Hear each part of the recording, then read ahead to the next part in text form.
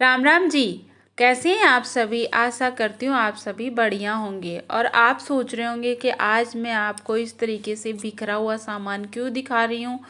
तो मैं इसलिए दिखा रही हूँ कि मेरे घर में एक नई वस्तु आई थी जिसकी वजह से ये सारा सामान फैल गया है।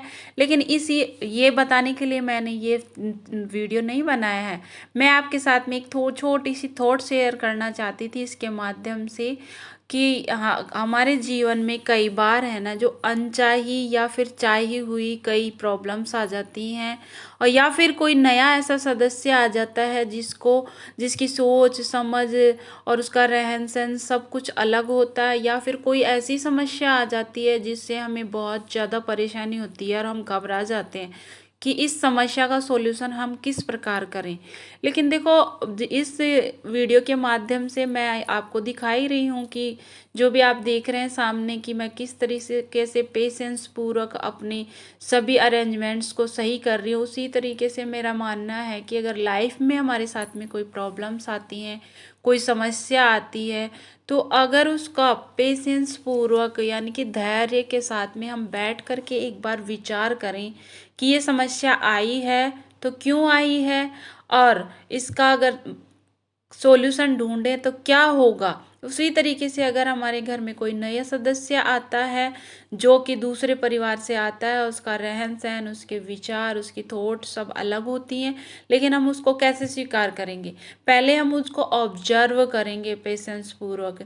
ये नहीं कि पहले ही हम सोच लेंगे, धारणा बना लेंगे कि नहीं नहीं ये तो ऐसा होगा या फिर ये काम हमसे ऐसे नहीं होगा।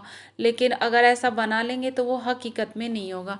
लेकिन हम शांतिपूर्वक उसके उस थॉट के बारे में सोचेंगे कि ये प्रॉब्लम आई क्यों है, या फिर ये नया जो सदस्य है इसके सोच क्या है, इसका रहन सहन क्या है, इसकी जो पर्टिकुलर थॉट क्या है। तो अगर उसके बारे में हम सोचेंगे और उसी अकॉर्डिंग हम उसको समझने की कोशिश करेंगे तो हमें उसका सॉल्यूशन अवश्य मिलेगा, चाहे वो कोई प्रॉब्लम हो या फिर हमारे घर में कोई नया आया हुआ सदस्य हो, तो वो हमें तुरंत स्वीकार हो जाएगा। तो देखो, बातों ही बातों में मैंने अपना रूम क्लीन कर लिया है, पोछा भारी करके भी। और ये जो आपको सामने दिखाई दे रहा है यही वो नई वस्तु है जिसकी वजह से आज मेरा पूरा रूम फैल चुका था।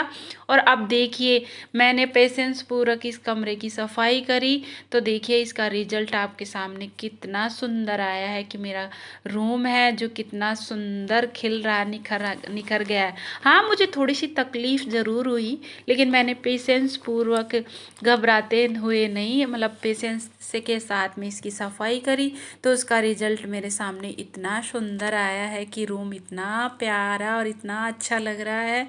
और वो कॉर्नर भी इतना अच्छा लग रहा है जिसकी वजह से ये आज मेरे को इतनी मेहनत करनी पड़ी, और कितना सुकून मिल रहा है कि ये इतना सुंदर रिजल्ट मेरे सामने आया है। उसके बाद में ये सारा काम करके मैंने दुर्गा माता का पूजन किया। जैसे कि आपको पता ही है कि आजकल नवरात्रि चल रहे हैं, तो इतना सारा घर का सारा काम करके और धैर्य के साथ और फिर मैंने माता का पूजन किया। और आज थी गणगौर, तो फिर उसके बाद में मैं तैयार होके गणगौर का पूजन करने के लिए निकल गई। क्योंकि हम बाहर रहते हैं तो एक घर है पास में ही, वहाँ पर एक नई नवेली दुल्हन थी जिसकी पहली गणगौर थी। तो उसके घर पे मैं पहुंच गई हूँ गणगौर का पूजन करने के लिए, लेकिन थोड़ा सा लेट हो गई थी। तो सब लोग गणगौर का पूजन कर चुके थे। तो ये देखिए, मैं आपको सामने दिखाई दे रही हूँ गणगौर माता। ये ईश्वर हैं, पार्वती हैं, और आप देख रहे हैं कितने अच्छे से सजा रखा है। और मैं अकेले ही इनका पूजन कर रही हूँ गणगौर माता का। और कितना अच्छा लग रहा है इनका पूजन करके। और देखिए कितनी सारी दूब है। देखो, बहुत अच्छा लगता है मुझे तो इन चीज़ों में। मुझे पता है कि आप लोग भी ऐसे ही करते होंगे। हो सकता है थोड़ा सा अलग रिचुअल्स होते होंगे थोड़े बहुत, लेकिन मैं हमने बचपन से ऐसे ही पूजा की है। उसके बाद में सूर्य भगवान का अर्घ्य दे करके और मैं उनका पूजन कर रही हूँ। जो मेरे लोटे में पानी लेकर के गई थी, मैं वो अर्घ्य चढ़ा के सूर्य भगवान को और नमस्कार कर रही हूँ। और उसके बाद में देखिए, ये शाम का टाइम है, जो मौसम बहुत अच्छा हो गया था, बारिश सी आ रही थी।